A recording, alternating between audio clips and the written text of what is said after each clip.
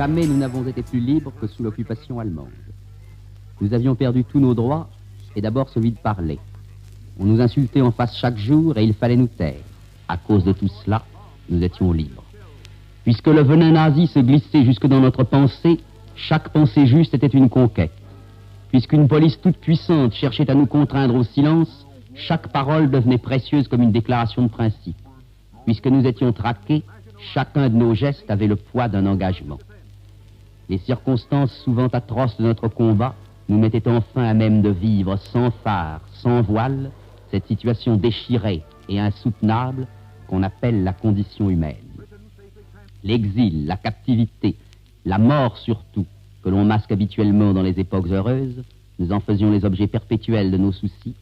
Nous apprenions que ce ne sont pas des accidents évitables, ni même des menaces constantes et extérieures, mais qu'il faut y voir notre lot, notre destin, la source profonde de notre réalité d'homme. À chaque seconde, nous vivions dans sa plénitude le sens de cette petite phrase banale, l'homme est mortel. Et le choix que chacun faisait de sa vie et de lui-même était authentique, puisqu'il se faisait en présence de la mort. Ainsi, la question même de la liberté était posée, et nous étions au bord de la connaissance la plus profonde que l'homme peut avoir de lui-même. Car le secret d'un homme, ce n'est pas son complexe d'édipe ou d'infériorité, c'est la limite même de sa liberté.